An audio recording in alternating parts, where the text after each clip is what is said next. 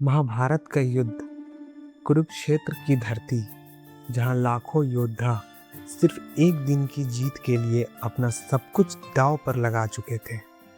पांडवों की तरफ भी महान योद्धा थे, कौरवों की तरफ भी महाबली थे। लेकिन आज मैं आपको उस योद्धा की कहानी बताने वाला हूँ जिसके सामने अर्जुन की गांडवी भी छोटी लगती, भीम की गदा भी कमजोर लगती और कर्ण का शौर्य भी अधूरा लग सकता था। उस योद्धा का नाम था बर्बरीक। और कहा जाता है अगर बर्बरीक कुरुक्षेत्र में उतर जाता तो महाभारत का युद्ध 18 दिन नहीं 1 मिनट में खत्म हो जाता। अब सवाल ये है, अगर ऐसा योद्धा मौजूद था तो वो युद्ध में उतरा क्यों नहीं? और सबसे बड़ा सवाल, कृष्ण ने उसे युद्ध में उतरने से रोका क्यों? यही कहानी है आज की। बर्बरीक कोई साधारण योद्धा नहीं था, वो था भीम के पुत्र घटोत्कच का बेटा, यानी भीम का पोता। रक्त में पांडवों की ताकत और शरीर में राक्षसी शक्ति। लेकिन बर्बरीक की सबसे बड़ी ताकत उसका शरीर नहीं था, उसकी सबसे बड़ी ताकत थी उसका वरदान। कहा जाता है बर्बरीक के पास 3 ऐसे बाण थे जो कभी व्यर्थ नहीं जाते, और 3 बाणों का अर्थ था जो युद्ध में बर्बरीक के सामने खड़ा हो उसकी हार निश्चित। बर्बरीक के पास एक और अद्भुत शक्ति थी, वो केवल निशाना नहीं लगाता था, वो एक साथ हजारों निशाने लगा सकता था। कहा जाता है बर्बरीक का एक बाण हजारों योद्धाओं को एक साथ गिरा सकता था, और इसलिए लोगों ने उसे कहा हारे का सहारा, क्योंकि बर्बरीक ने प्रण लिया था मैं हमेशा हारने वाले का साथ दूंगा। अब यही प्रण महाभारत में सबसे बड़ा संकट बन गया। क्यों? क्योंकि युद्ध में हार जीत हर पल बदलती, और अगर बर्बरीक हर समय हारने वाले का साथ देता तो वो एक युद्ध में कभी कौरवों के साथ, कभी पांडवों के साथ बार बार पक्ष बदलता, और अंत में वो अकेला रह जाता और सब खत्म कर देता। अगर आपको भी ये वीडियो पसंद आ रही है और अभी तक आपने चैनल को सब्सक्राइब नहीं किया तो प्लीज़ चैनल को सब्सक्राइब करें और वीडियो को लाइक करें। तो चलिए शुरू करते हैं आज की कहानी। महाभारत शुरू होने से पहले कुरुक्षेत्र की धरती पर एक घोड़ा दौड़ता हुआ आया। घोड़े पर बैठा था एक युवक, माथे पर तेज, आंखों में विश्वास और पीठ पर धनुष। वो युवक था बर्बरीक। बर्बरीक कुरुक्षेत्र में आया और उसने देखा 2 सेनाएं तैयार खड़ी हैं, लाखों सैनिक, हजारों रथ, ध्वज, शंख, नगाड़े। पूरा वातावरण युद्ध की आग से भरा हुआ था। बर्बरीक ने खुद से कहा, ये युद्ध धर्म के लिए है तो मुझे इसमें उतरना ही होगा। और उसने प्रण लिया, मैं इस युद्ध में हिस्सा लूँगा और जो हार रहा होगा मैं उसी की सहायता करूँगा। और तभी कुरुक्षेत्र में एक ब्राह्मण का वेश धारण कर कृष्ण बर्बरीक के पास आए। कृष्ण ने साधारण स्वर में पूछा, वत्स, तुम कौन हो? बर्बरीक ने गर्व से कहा, मैं बर्बरीक हूँ, घटोत्कच का पुत्र, भीम का पौत्र। कृष्ण ने पूछा, तुम यहाँ क्यों आए हो? बर्बरीक ने कहा, मैं युद्ध में लड़ने आया हूँ। कृष्ण ने पूछा, किसके पक्ष में? और यहीं से कहानी बदल जाती है। बर्बरीक ने कहा, मैं हारने वाले के पक्ष में रहूँगा।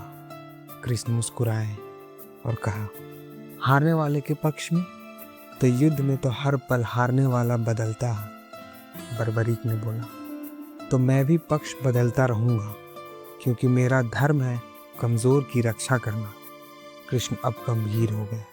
कृष्ण ने बोला, अगर तुम ऐसा करोगे तो अंत में क्या होगा? बर्बरीक ने कहा, अंत में मैं जीत जाऊंगा। कृष्ण ने पूछा, और बाकी सब? बर्बरीक बोला, बाकी सब मारे जाएंगे। कृष्ण की आंखों में हल्की चिंता आई और कृष्ण ने वो प्रश्न पूछा जो बर्बरी की परीक्षा बन गया। अगर युद्ध 1 मिनट में खत्म हो जाए तो धर्म की स्थापना कैसे होगी? बर्बरी चुप हो गया। कृष्ण बोले, वत्स, धर्म केवल जीत का नाम नहीं, धर्म न्याय का नाम है। कृष्ण ने कहा, अगर तुम इतने शक्तिशाली हो तो मुझे दिखाओ। बर्बरीक ने कहा, आज्ञा दीजिए। कृष्ण ने पास में एक पेड़ की तरफ इशारा किया और बोले, इस पेड़ के सारे पत्तों पर निशाना लगाओ। बर्बरीक ने अपना बाण निकाला, मंत्र पढ़ा और बाण छोड़ा, और अगले ही क्षण पेड़ का एक भी पत्ता नहीं बचा। लेकिन असली चमत्कार तब हुआ जब कृष्ण ने अपने पैर के नीचे एक पत्ता छिपा लिया था और बर्बरीक का बाण सीधे कृष्ण के पैर के पास आकर रुक गया। बर्बरीक घबरा गया। उसने कहा, ये कैसे? कृष्ण मुस्कुराए, तुम्हारा बाण लक्ष्य को नहीं छोड़ता, पर क्या तुम जानते हो लक्ष्य कौन होना चाहिए? कृष्ण की असली ज्ञान। तुम्हारी शक्ति बहुत बड़ी है बर्बरीक, लेकिन शक्ति बिना विवेक के विनाश बन जाती है। अगर तुम युद्ध में उतरोगे तो युद्ध का अर्थ खत्म हो जाएगा। बर्बरीक ने कहा, पर मैं तो जल्दी जीत दिला दूंगा। कृष्ण बोले, जीत जल्दी हो सकती है, पर न्याय जल्दी नहीं होता। महाभारत का युद्ध सिर्फ योद्धाओं की ताकत का युद्ध नहीं, ये निर्णय का युद्ध है। बर्बरीक बोला, तो फिर मेरा आना गलत है? कृष्ण बोले, तुम्हारा आना गलत नहीं, पर तुम्हारा प्रण खतरनाक है। कृष्ण ने कहा, अगर तुम हारने वाले का साथ दोगे तो तुम अधर्म को भी शक्ति दे दोगे। बर्बरीक ने पूछा, तो मैं किसका साथ दूं? कृष्ण बोले, धर्म का। बर्बरीक ने कहा, धर्म का निर्णय कौन करेगा? कृष्ण ने उत्तर दिया, जिसका कर्म शुद्ध हो वही धर्म का पक्ष होता है। कृष्ण ने अचानक कहा, बर्बरीक, अगर तुम सच में दानी हो तो मुझे दान दो। बर्बरीक खुश हो गया। उसने कहा, मांगिए ब्राह्मण देव, मैं सब कुछ दे दूंगा। और तब कृष्ण ने वो मांग रखी जो सुनकर पूरा संसार चौंक गया, मुझे अपना शीश दान दो। बर्बरीक सन्न रह गया। उसने कहा, शीश? कृष्ण बोले, हाँ, अगर तुम युद्ध में उतरोगे तो तुम अकेले सबका विनाश कर दोगे, और अगर तुम नहीं उतरोगे तो युद्ध धर्म के अनुसार चलेगा। बर्बरीक कुछ देर चुप रहा। उसकी आंखों में संघर्ष था, लेकिन फिर उसने मुस्कुरा कर कहा, यदि ये धर्म की इच्छा है तो मैं अपना शीश दान करता हूँ। और बर्बरीक ने अपना शीश काटकर कृष्ण को दान कर दिया। बर्बरीक ने कृष्ण से कहा, माधव, मेरी एक इच्छा है। कृष्ण बोले, कहो। बर्बरीक ने कहा, मैं ये युद्ध देखना चाहता हूँ।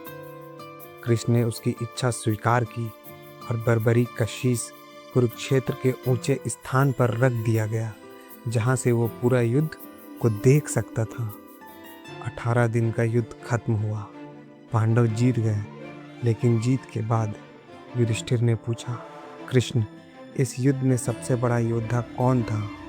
भीम सोच रहा था मैं, अर्जुन सोच रहा था मैं, पांडवों को लगा हमने तो युद्ध ही जीत लिया। लेकिन कृष्ण ने उसे जो उत्तर दिया वो इतिहास का सबसे बड़ा झटका था। कृष्ण बोले, इस युद्ध का सबसे बड़ा योद्धा बर्बरीक था। सब चौंक गए। युधिष्ठिर ने पूछा, लेकिन वो तो लड़ा ही नहीं। कृष्ण बोले, उसने तलवार नहीं चलाई, लेकिन उसने अपने अहंकार को काट दिया। जो व्यक्ति अपनी शक्ति होते हुए भी धर्म के लिए त्याग कर दे, वही सबसे महान योद्धा होता है। कृष्ण बोले, युद्ध जीतना आसान है, पर खुद को जीतना सबसे कठिन। और फिर कृष्ण ने वो वाक्य कहा जो इस पूरी कहानी का सबसे बड़ा निष्कर्ष है। बर्बरीक 1 मिनट में युद्ध खत्म कर सकता था, लेकिन कृष्ण ने उसे सिखाया कि जीत से बड़ा होता है न्याय और शक्ति से बड़ा होता है विवेक। अगर आपको ये कहानी पसंद आई तो चैनल को सब्सक्राइब करें, क्योंकि अगला वीडियो और भी रहस्यमय होने वाला है।